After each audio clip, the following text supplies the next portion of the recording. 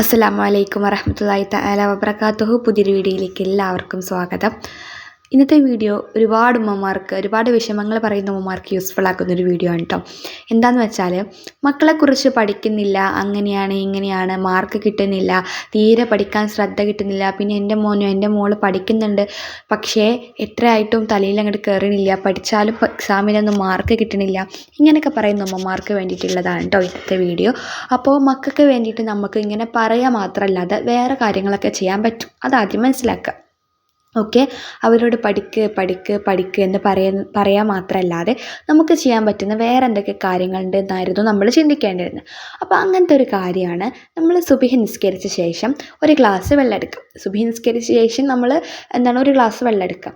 അതിനുശേഷം നമ്മൾ സൂറത്തുൽ അലം നശ്റഹ്, ഓക്കെ, അലം നശ്റഹ് സൂറത്ത് എന്ത് ചെയ്യുക, അതിലേക്ക് ഓതുക. 7 തവണയാണ് ഓതേണ്ടത്. ഓരോ തവണ ഓതി കഴിഞ്ഞതിന് ശേഷവും ഇഷ്ഫി എന്ന് നല്ല ആത്മാർത്ഥതയോട് കൂടെ തന്നെ മന്ത്രിക്കുക.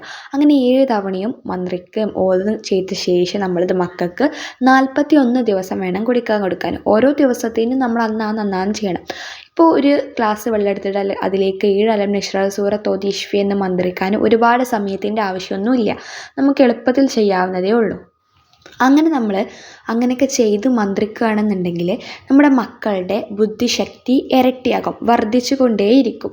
പിന്നെ അതുപോലെ തന്നെ മക്കൾക്ക് പഠിക്കാനുള്ള ഒരു എനർജിയും കോൺഫിഡൻസും അതൊക്കെ നമുക്ക് കിട്ടും. മക്കൾക്ക് സ്വയം ഒരു ആത്മാർത്ഥതയും അതുപോലെ തന്നെ അങ്ങനെയൊക്കെ കിട്ടും. അങ്ങനെ മക്കൾ നല്ല സ്വയം തന്നെ, നമ്മൾ പറയാതെ തന്നെ നല്ല രീതിയിലിരുന്ന് പഠിക്കും.